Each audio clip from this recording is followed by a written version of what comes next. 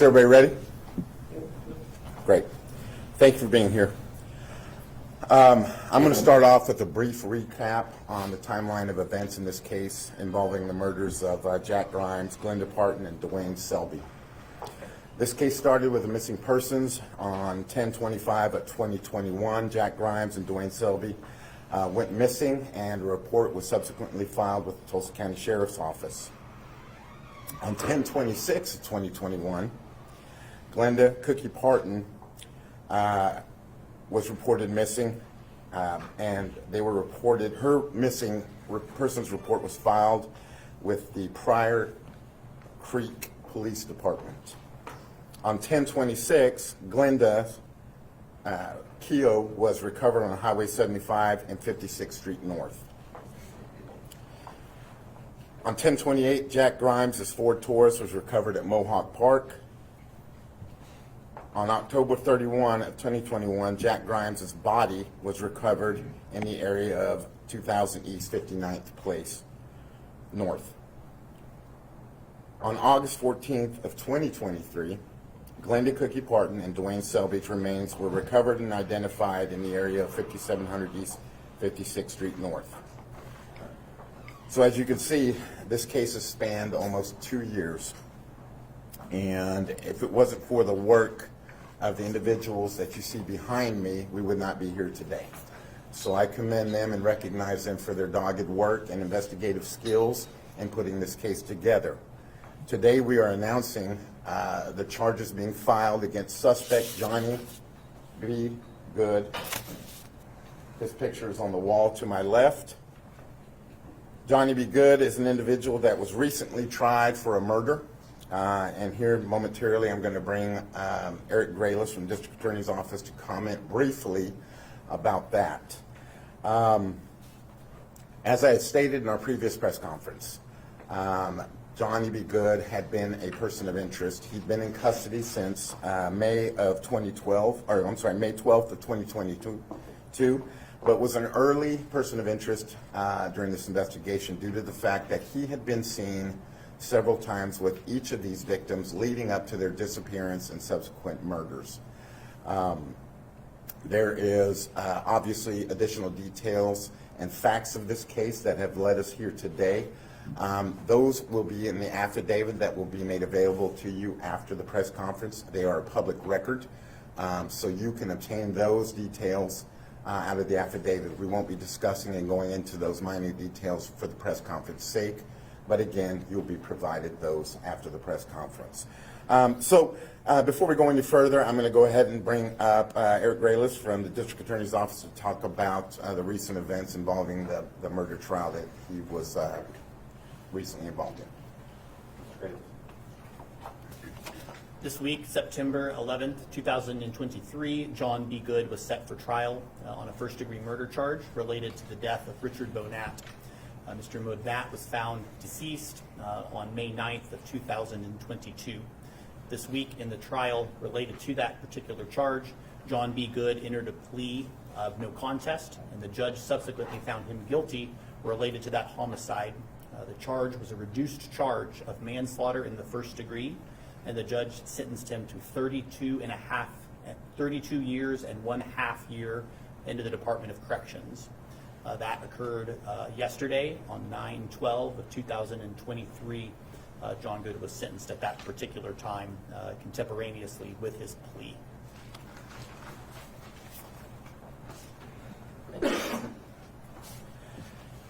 And before we proceed with any questioning, I would direct your attention to the map on the wall that's on to your left. This is a map that you have seen before with one addition, and I'll talk in just a moment about that. But these are the locations of the bodies and the remains as they were found in the locations. But if you'll direct your attention to the one in purple, that is currently an open case involving a stabbing of James Williams. Based on recent events, we are now taking a fresh look at that, and we would ask anyone that has any information regarding that particular homicide to please contact the Tulsa County Sheriff's Office so that we may speak with you and continue the investigation into that open murder. At this point in time, we can certainly open it up for any questions that you may have. you believe Mr. Good is a serial killer who is roaming Turley? That we're going by facts of the case. Definitions and titles like that are for others to come up with, but for our purposes, he is a suspect in 3 murders, and we're moving forward with those facts. Good was the man you have on video with cookie shopping, is that correct? That is correct. Can you elaborate just on the work, the hard work to get here today and just the effort that went into that? Yeah, anytime you work, any murder is complex, but when you have a murder where it begins without a body, it just adds on to the complexity of it. And then add on and sprinkle it with the fact that we had no witnesses per se at the beginning. Physical evidence, although in abundance, hadn't been tested. Those things take a long time to get through the labs and things like that. And in fact, we're still sending things to the lab in reference to this case. And as time goes on, it becomes that much more difficult in a murder. We've all heard the term 48 hours, and there is a sense of truth to that. Anytime a murder investigation, especially involving multiple victims, is stretched out into a year, 2 years, 3 years, it becomes abundantly more difficult. And so you have to have investigators that, 1, are patient, 2, take the time and the patience to look into the small details. And then when evidence and facts present themselves, be prepared to act on that appropriately and in a very detailed and methodical fashion. Because what we do know is that at some point in time, that particular piece of evidence may play a big part later on in this case. And that certainly stands true for this particular murder investigation. Sheriff, can you talk about his known relationship with the 3 victims? So Mr. Good was, by all means, a homeless individual, but had been living with Jack and Dewayne on their property. I'm not sure for how long, but had been somebody who had been living there with their permission. And I don't know the extent of their relationships or how long they had known each other, but there was a relationship there. He was also seen with their mother, Glenda, up into her disappearance, and at Oreser's, and as well as at the residence of Jack and Dewayne Selby. So there was a familiarity, whether it was friendship or more, we're not sure. But what we do know is he's the last person to see them. Can you give us a reason as to why? Was this money? Was this fighting over a horse? You know, motivations are weird.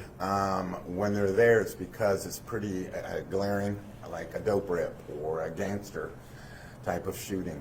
And these motives are a little bit more difficult. Only Mr. Good could probably tell you why he did these things. Has he said anything? He has not. So do you consider him a suspect then in the other murder, the one that's unsolved? We consider him a potential person of interest.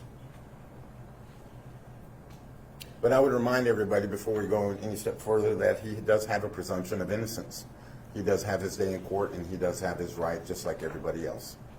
In court documents in his murder trial, there is mention of him fantasizing about sharp objects. Did that enter into your investigation in this particular case with the 3 suspects? Yeah, I'm not aware of any statements and or facts of that particular case, so I do not know.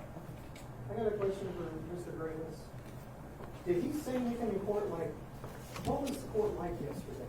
Were you planning on that? Going that way? Or were you working on a deal with him? Or how did you just stand up and say, I did? The state of Oklahoma was prepared, and we were in the midst of the trial.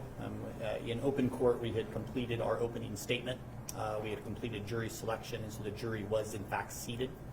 At that point in time, attorneys requested a conference with the prosecutors, myself and Mr. Morgan Metters, and we entered into plea negotiations at that particular time, and that's what produced the plea in open court. Did he say anything to y'all about Jack and Dewayne and Cookie as part of that plea? So the office has kept these cases entirely separate. Each case rises and falls on its own facts and own merits. The case that was in open court yesterday on the homicide related to Richard Bonat was only related to that case. So nothing related to these other cases or these other suspects were brought up to Mr. Good. Has he been formally charged yet in the murder of these 3 individuals? Our office charged him this morning based upon the affidavit brought by the Tulsa County Sheriff's Office. So that document, if not presently available on OSCN, will be once they upload it to the computer.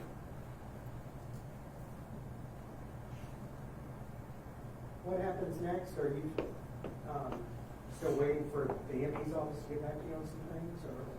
The medical examiner's reports are completed in the Turley case, and so what will occur is a typical procedure where a defendant, like any other defendant, will be arraigned, be given a bond, if appropriate, set for preliminary hearing. That'll be the first substantive stage in the criminal process in court for the case that was filed this morning on the triple homicide. Have you all discussed death penalty yet?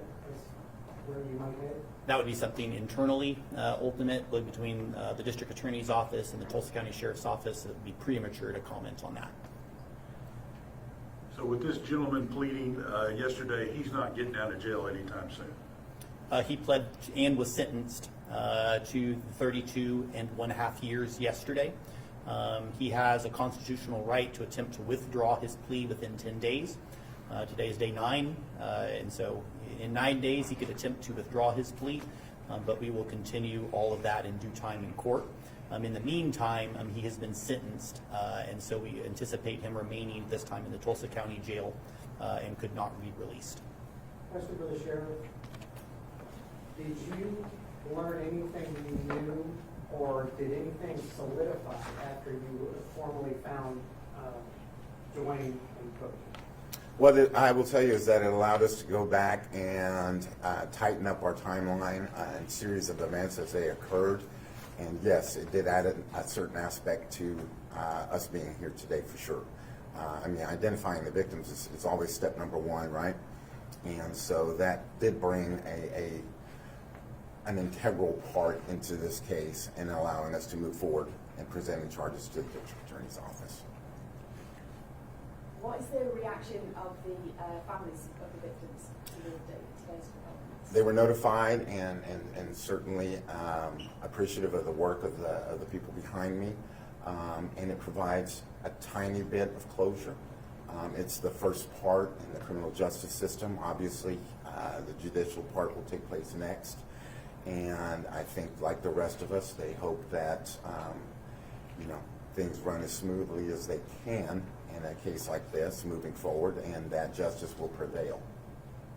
Can you give us any insight as to how the car got to Mohawk Park? Did we walk back to Turley?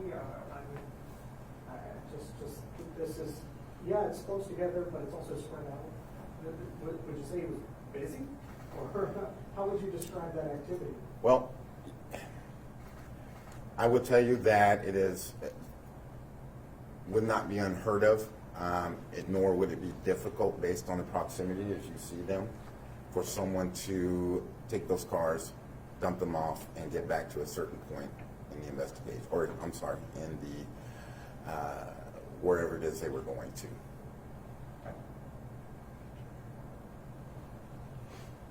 Any other questions? Yes. Does this just kind of provide a relief to your office to make it this far? Is your part? Where are you guys at in your work in this case? If that makes sense. So charges have been filed, obviously, but we still have work to do on this case. We still would ask the public that any information that they may still be holding on to go ahead and call us, that there is no fear from this individual getting out. And again, there's still things that we are going to send up for testing through the labs. In these cases, in terms of relief, absolutely. This is an individual that we believe committed, now 4 murders. And so this is somebody that we need off the streets. But at the same time, I think the family is probably a little bit more relieved than we are. Again, the closure is something very big. If you've ever lost somebody to violence, and it's tough already to begin with, but when you don't know why or how or who, it makes it that much more difficult. So in terms of what they're feeling now and what we're feeling is, well, we have some answers now. and I think some pretty important ones. And so moving forward, we can take a deep breath, but the work must continue. So can you explain the connection, if there is one, between him pleading guilty yesterday and then the charges, being filed today?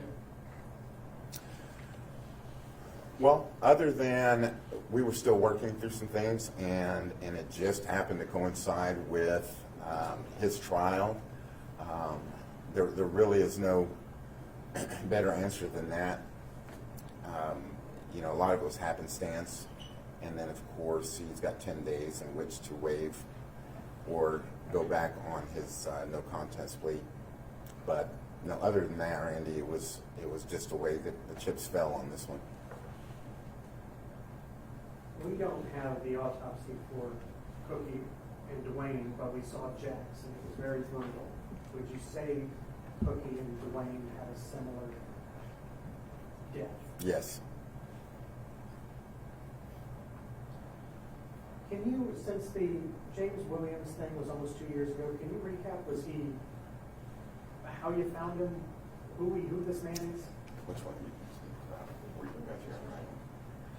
know the basic. Okay, so the detectives that worked at the time aren't here. He was found in his driveway and had found deceased in his driveway from apparent stab wounds.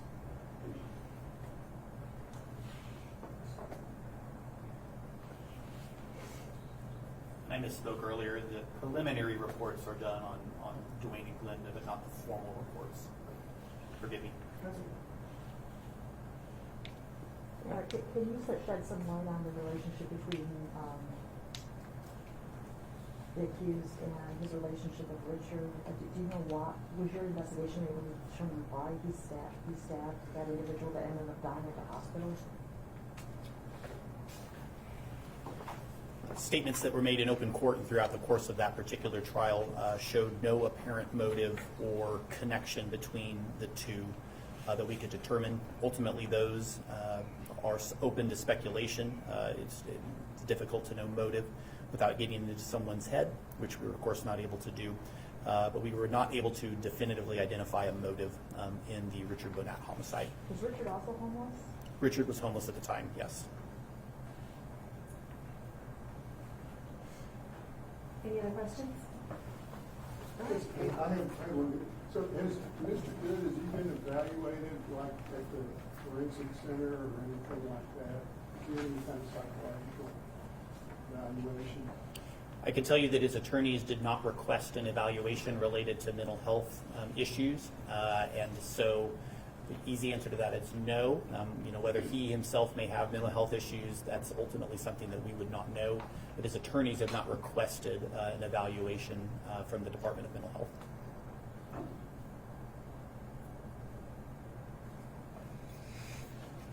If there's no other questions, we'll conclude the press conference. Thanks for coming, everybody. Thanks, Casey. Thank you. Thank you.